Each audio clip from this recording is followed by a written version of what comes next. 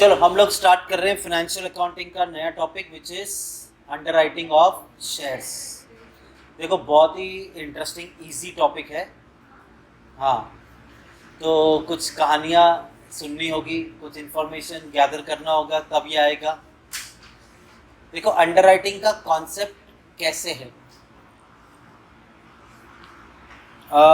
मान लो ये तुम हो, ये तुम हो और ये तुम हो, ये तीनों लाइन से है ना। चलो बाकी को बाद में लेंगे। क्या होता है कि जब कंपनी शेयर्स इश्यू करना चाहती है तो क्या अपने फैक्ट्री के बाद, अपने ऑफिस के बाद ठेला लगा के तो बैठेगी नहीं, क्या हो शेयर्स लो। और मिनिमम सब्सक्रिप्शन का भी बड़ा मगजमारी होता है।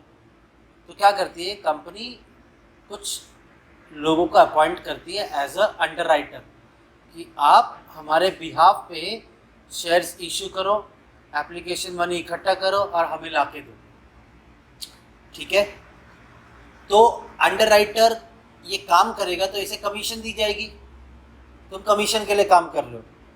बट जैसे तुम अंडरराइटर बनते हो तो तुम्हें मिनिमम सब्सक्रिप्शन की गारंटी देनी पड़ेगी कि इतने शेयर्स तो इशू होने ही चाहिए।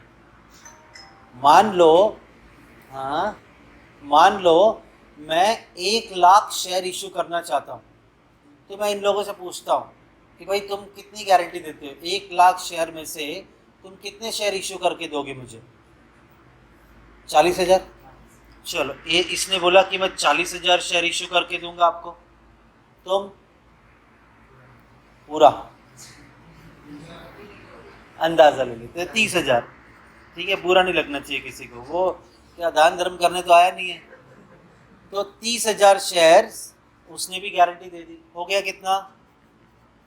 1,00,000 बराबर। ये इन्होंने मुझे इनिशियल गारंटी दे दिया कि इतने शेयर से इशू करके देंगे। अब मुझे एंड में कुछ सुनना नहीं है, मुझे 40,000 शेयर्स का पैसा तुमसे चाहिए, 30,000 का पैसा तुमसे चाहिए। अगर एप्लीकेशन आए तो ठीक, नहीं तो तुम्हें खुद खरीदने होंगे, ये समझा? और मैं तुम्हें फिर इतनी मेहनत का कमीशन दूंगा। हुआ क्या, तुमने जो वादा किया 40,000 शेयर इशू करके दोगे, हुआ तुमसे सिर्फ 30,000 शेयर्स।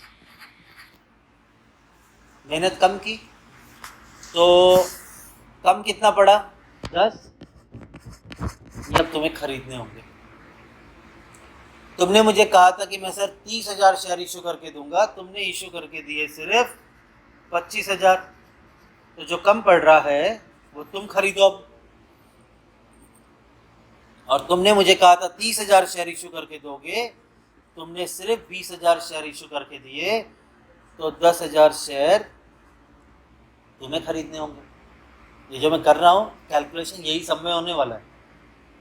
अब जैसे ही ये तुम्हें शेयर्स खरीदने पड़े, मैंने तुम्हें कह दिया कि भाई वेट, इतने मत खरीदो, कुछ शेयर्स का एप्लीकेशन डायरेक्टली मेरे पास भी आ गया, डायरेक्टली कंपनी के पास भी लोगों ने आके शेयर खरीदे हैं। तो वो थे मान लो 15,000। वो कितने थे? 15,000। तो जब डायरेक्टली 15,000 आ चुके हैं तो मैं तुमसे 10, 5, 10, 25,000 का शेयर कैसे ले लूँगा? तो मैं बोलता हूँ कि जो डायरेक्टली मेरे पास आए इसका बेनिफिट मैं तुम्हें दे देता हूँ। तो अभी वो रेशो छोड़ो, मैं 5, 5, 5 का बेनिफिट देता हूँ तीनों को कि तुम इतने शेयर मत खरीदो, इतने तो डायरेक्टली मेरे पास एप्लीकेशन डायरेक्टली मेरे पास आए थे। तो जो पहला वाला बंदा है, अब तुम्हें कितने शेयर खरीदने पड़ेंगे? तुम्हें 0, कुछ भी नहीं, और तुम्हें 5,000।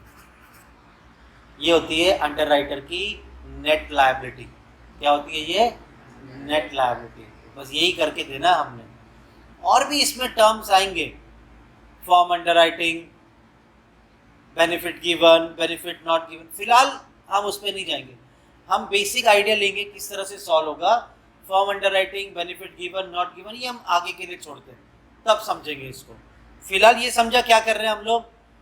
तो अब मुझे कैसे मालूम पड़ेगा कि इसके एप्लीकेशन कौन से, इसके एप्लीकेशन कौन से, उसके एप्लीकेशन कौन से।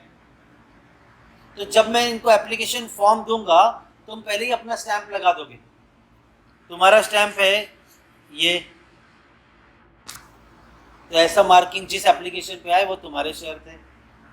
तुम्हारा स्टैंप का साइन है ये, तो तुम्हारा ये एप्लीकेशन।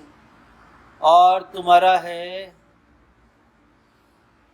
ये साइन, और स्क्विड गेम देखा था ना तो ठीक है, ऐसे कुछ साइन है, मतलब तुम्हारे स्टैंप पे ये रहे, मैं मजाक कर रहा हूँ, ठीक है। तो ये जो मार्किंग होगी ये हो गए मार्क्ड एप्लीकेशन, जिसपे मार्किंग होगी वो हो गए मार्क्ड एप्लीकेशन। और ये जो डायरेक्टली मेरे पास आए हैं इसमें तो किसी का स्टैंप नहीं होगा ना, ये हो जाएंगे अनमार्क्ड एप्लीकेशन, ये हो गए अनमार्क्ड। और जो ये, अरे उल्टा हो गया, ज़्यादा हो गया, ये अनमार्क्ड एप्लीकेशन। तो ये शुरुआत में क्या था, ये जो तुमने वादा किया ये तुम्हारी ग्रॉस लायबिलिटी थी। ये क्या थी, जो तुमने मुझे वादा किया शुरुआत में इतने शेयर इश्यू करोगे।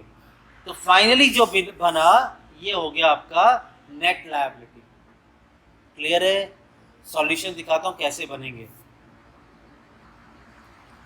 सबसे पहला कितना वादा किया, ग्रॉस लायबिलिटी। फिर तुमने मार्किंग होगी तुम्हारी, वो एप्लीकेशन आए, मार्क्ड एप्लीकेशन माइनस कर दूंगा तो बैलेंस बचेगा, बराबर। फिर जो मुझे डायरेक्टली शेयर्स आए मेरे पास एप्लीकेशन, तो वो अनमार्क्ड होंगे, वो भी माइनस करूंगा। फाइनली क्या मिल जाएगा मुझे, नेट लायबिलिटी। यही करके देना। इसके आगे भी सम बढ़ेगा, इसके लिए तो फॉर्मेट लंबा बनाया है, इसके आगे बढ़ेगा वो क्या होगा, वो फॉर्म अंडरराइटिंग। और ऐसा भी होगा कि अभी तक तो मैंने सिचुएशन ऐसी बताई थी कि तुमने वादा किया 40,000 शेयर का, एप्लीकेशन 30,000 आए। इससे ज़्यादा भी हो सकता है। हो सकता है ऐसा कि भाई ये जो तीसरा वाला था ये कह रहा है कि मैं 30,000 शेयर अप्लाई कर इशू करके दूंगा, बट इसके पास से मेरे पास एप्लीकेशन 35,000 आ गया। तूने ज़्यादा मेहनत कर दी तो आंसर नेगेटिव हो गया। तो तेरी मेहनत, एक्सेस मेहनत का बेनिफिट इन दोनों को मिलेगा। कमीशन भी फिर इनको कम मिलेगी ना, कमीशन तुझे ज़्यादा मिलेगी। समझा अभी क्या था? तो मैंने पूरा आइडिया दे दिया तुम्हें अंडरराइटिंग का क्या होने वाला है, ठीक है। सम पढ़ेंगे, सॉल्व करेंगे, तुम बोलेंगे ये इतना सा है क्या, कर लेंगे हम।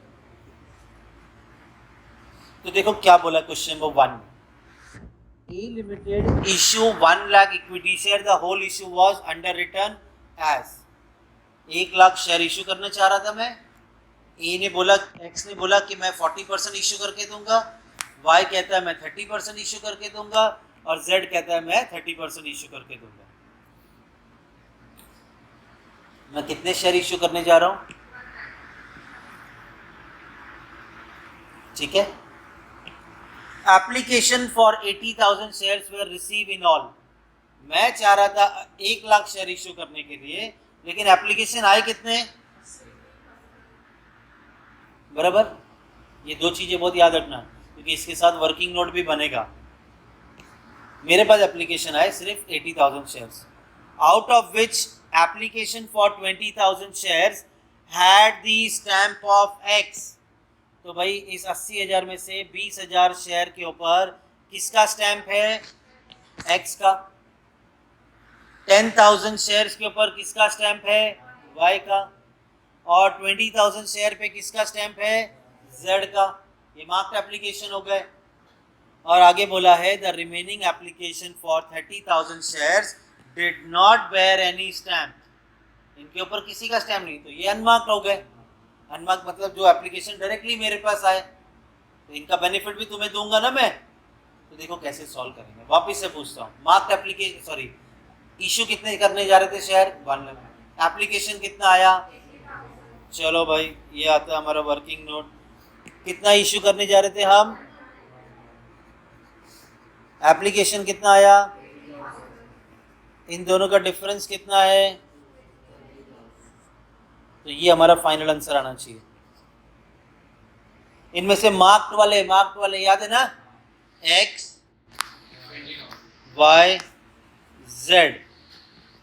एक्स के मार्क्ड एप्लीकेशन कितने, वाई के और जेड के,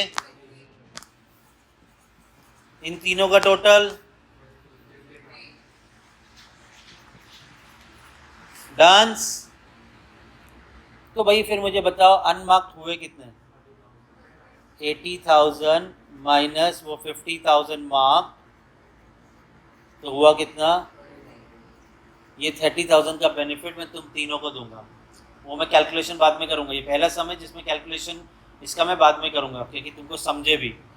तो भाई सबसे पहले कितने इश्यू करने जा रहा था मैं शेयर, 1 लाख। ए ने बोला मैं 40% इश्यू करके दूंगा, मतलब 40,000, सॉरी ए नहीं एक्स ने, वाई ने बोला मैं 30% इश्यू करके दूंगा। ये किसका निकाल रहा हूँ मैं 30-40%, 1 लाख का। और सी ने बोला है कि मैं भी 30% इश्यू करके दूंगा, मतलब 30,000। तो ये रेशियो क्या बना, 4:3:3।